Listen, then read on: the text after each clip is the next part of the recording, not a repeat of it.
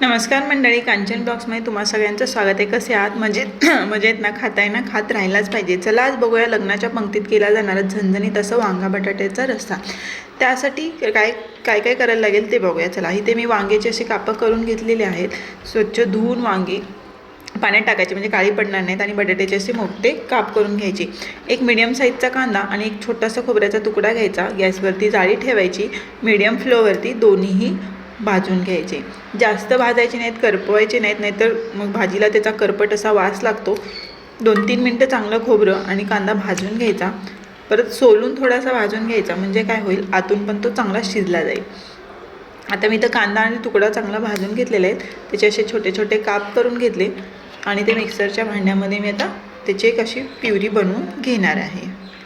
ते मिक्सरला फिरवून घेतलं. ह्या पद्धतीने बघा, अशी फाईन अशी पेस्ट झालेली आहे. जास्त भरड नाही किंवा जास्त बारीकही नाही आहे. नंतर कढईमध्ये तेल घातलं. तेल चांगलं तापू दिलं. तेल चांगलं तापलं की त्याच्यामध्ये जिरी आणि मोहरी घातली. जिरी मोहरी चांगली तडतडली की त्याच्यामध्ये जे आपण कांदा आणि खोबऱ्याचं वाटण करून घेतलं होतं ते घालून घ्यायचं. वाटण चांगलं परतत राहायचं. चांगलं तेल सुटेपर्यंत परतायचं. आता कुठल्याही भाजीला चांगले चव येण्यासाठी वाटण जे आहे ते चांगलं तेलात परतून घेणं खूप गरजेचं असतं. तुम्ही जर कांचन ब्लॉग चॅनलला नवीन असाल तर शेअर करा, सबस्क्राईब करा आणि बेल आयकॉन दाबायला अजिबात विसरू नका. नंतर त्याच्यामध्ये मी कोथिंबीर, लसूण आणि अद्रकची पेस्ट घातली. ती 2-3 मिनटं परत परतून घेतली. 4-5 कढीपत्त्याची पानं घातली, ती पण चांगली परतून घेतली. बघू शकता तेल मस्त सुटलेलं आहे. आवडीप्रमाणे किंवा चवीनुसार लाल तिखट घालायचं. तुमच्या ठेवणीतला जे लाल मसाला असतो तो घालायचा.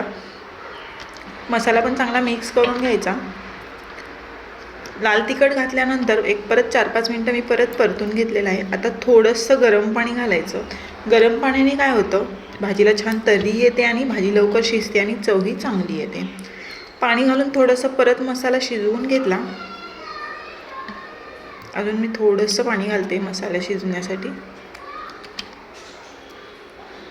बघू शकता किती सुंदर कलर आलेला आहे मसाल्याला. आता जे आपले वांगा आणि बटाट्याचे काप होते ते घालून घ्यायचे.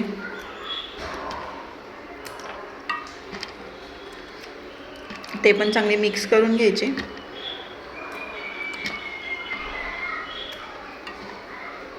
तर मसाला सगळीकडे मिक्स करून घ्यायचा, म्हणजे सगळ्या वांगी आणि बटाट्याला सगळीकडे लागेल.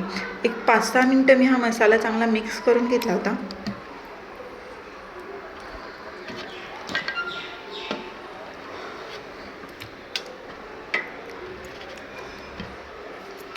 तर तुम्ही किती रस्सा भाजी बनवता त्याच्यावरती डिपेंड आहे की किती पाणी घालायचं. पण मिनिमम 1 ग्लास तरी पाणी लागेल, कारण आपलं वांगा बटाटा शिजवायचे.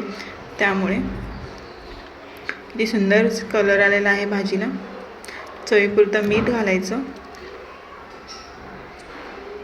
मीठ घातल्यानंतर एक 10 मिनटं चांगली दणकून भाजीला उकळी काढून घ्यायची. ते मला रस्सा कमी वाटला म्हणून मी वरतून थोडंसं पाणी घातलं. 10 मिनटानंतर शेंगदाण्याचं कूट घातलं. वरतून थोडीशी कोथिंबीर घातली. तयार झाली आपली लग्नात करतो तसा वांग्या बटाट्याचा रस्सा. रेसिपी आवडल्यास कमेंट नक्की करा. चपातीसोबत, भाकरीसोबत, भातासोबत, कशासोबतही खाऊ शकतो. चवीला एकदम मस्त लागतो.